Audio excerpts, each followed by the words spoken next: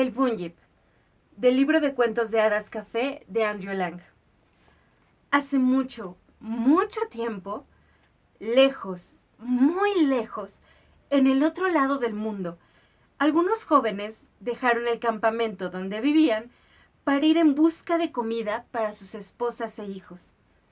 El sol calentaba con fuerza, pero a ellos les gustaba el calor, y en su camino jugaban carreras y trataban de ver quién podía hacer llegar más lejos la lanza o quién era el mejor para arrojar esa extraña arma llamada boomerang que siempre regresa al que la arroja.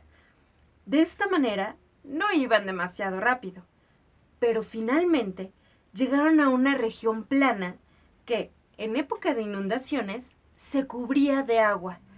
Sin embargo, como estaban en mitad del verano, solo encontraron pequeños estanques rodeados de plantas con juncos en el interior de ellos.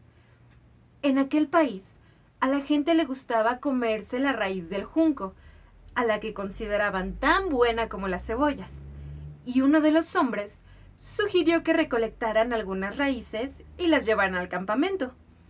No tardaron mucho en tejer las hojas de los sauces en una canasta, y estaban a punto de meterse al agua para sacar las raíces de los juncos, cuando uno de ellos dijo de pronto: ¿por qué hemos de perder el tiempo recolectando y haciendo el trabajo que les corresponde a las mujeres y niños? Dejen que vengan y saquen las raíces ellos mismos. Nosotros pongámonos a pescar anguilas y atrapemos todos los animales que podamos. Aquella idea fue recibida con alegría por los demás hombres, que se pusieron a preparar sus redes de pesca, hechas de corteza de mimosa amarilla, y a buscar una carnada para sus anzuelos. La mayoría usó gusanos, pero uno de los hombres puso un trozo de carne cruda que llevaba en su bolsa para la cena. Cortó un trocito y lo puso en el anzuelo sin que sus compañeros se dieran cuenta. Durante mucho tiempo arrojaron pacientemente sus redes y anzuelos sin que nada picara. El sol comenzó a bajar en el cielo y parecía que iban a volver a casa con las manos vacías, ni siquiera con la canasta de raíces para comer, cuando el joven que había cebado su anzuelo con carne cruda vio que, de pronto, la cuerda de su caña desaparecía bajo el agua. Algo, un pez muy gordo, supuso él, la estaba jalando con tanta fuerza que apenas podía mantenerse de pie, y durante algunos minutos pareció que si no soltaba la caña, el animal lo arrastraría bajo el agua. Llamó a sus amigos para que le ayudaran, y finalmente, temblorosos al pensar en lo que verían, lograron entre todos sacar a la orilla a una criatura que no era ni foca ni vallenato, sino algo intermedio, con una cola larga y ancha. Se miraron unos a otros horrorizados. Una serie de escalofríos les recorrió la espalda porque, aunque nunca habían visto uno, no había un solo hombre entre ellos que no supiera lo que era aquello.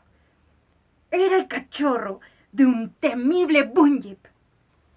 Se pensaba que el Bunyip era una criatura malvada que vivía en sitios húmedos, cerca del agua, y salía por las noches para llevarse a las mujeres y a los niños para devorarlos. Se decía que conocía una magia terrible y que se valía de cualquier medio, bueno o malo, para defenderse a sí mismo, su espantoso hogar y, por supuesto, a sus crías.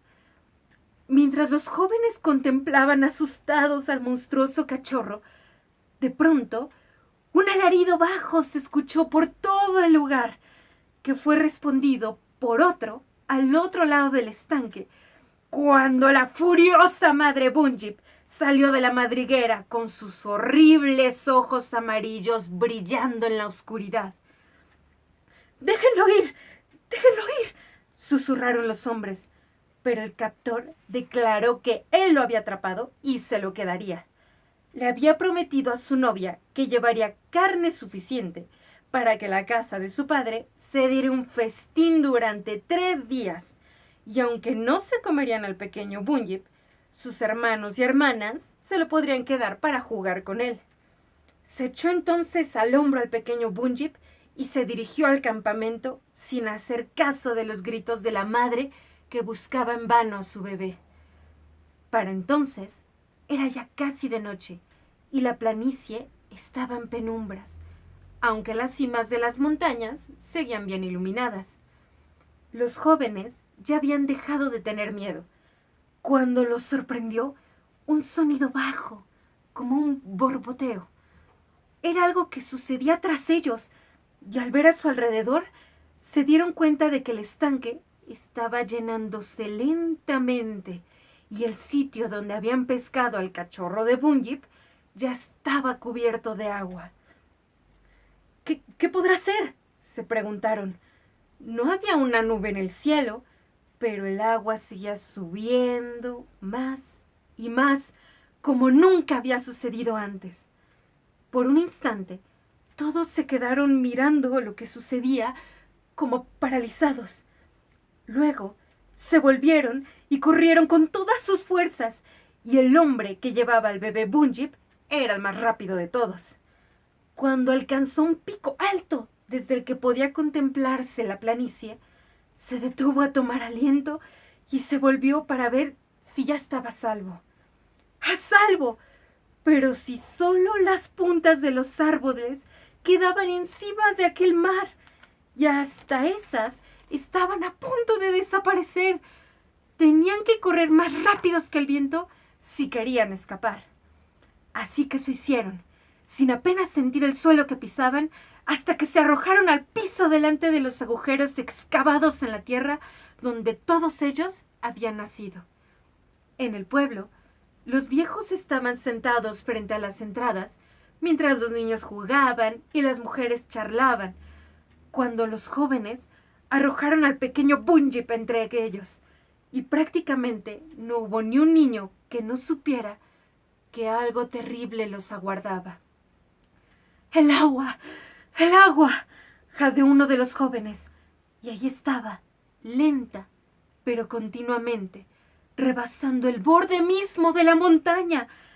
Padres e hijos se abrazaron, como si de esa manera pudieran detener el avance de la inundación, y el joven que había causado aquella terrible catástrofe abrazó a su novia y le dijo: «Subiré contigo hasta la cima de ese árbol, y ahí no nos alcanzará el agua». Pero al decir aquellas palabras, sintió que algo frío lo tocaba y rápidamente se miró los pies. Entonces, con un estremecimiento, vio que ya no eran pies, sino garras de ave. Miró a la joven que estaba abrazando y solo vio un gran pájaro negro parado a su lado. Se volvió hacia sus amigos, pero en su lugar solo encontró una gran parvada de criaturas que aleteaban con torpeza. Alargó las manos para cubrirse el rostro, pero ya no eran manos, sino las puntas de unas alas, y cuando trató de hablar, salió de su garganta, que en ese instante se hizo delgada y estrecha, un ruido que no había escuchado jamás. El agua ya le llegaba a la cintura, pero se dio cuenta que podía flotar sobre ella fácilmente, y al verse reflejado en ella, vio la imagen de un cisne negro, uno de tantos. Los cisnes nunca más se convirtieron en humanos. Sin embargo, aún son diferentes de otros cisnes, porque por las noches, aquellos que los escuchan pueden oírlos hablar en un idioma que ciertamente no es el de los cisnes, y hasta puede oírseles charlar y reír como ningún otro cisne puede hacerlo. La madre del pequeño Bunyip se lo llevó a su casa, y con eso las aguas volvieron a su cauce normal. Todos evitan la orilla del estanque en donde vive, porque nadie sabe en qué momento puede sacar la cabeza y atraparlos con sus poderosas mandíbulas. Pero la gente dice que, bajo las negras aguas del estanque, tiene una casa llena de cosas bellas que solo los mortales que viven sobre la tierra no pueden siquiera imaginar. aunque no tengo idea de cómo saben que esto es así, ya que nadie lo ha visto jamás.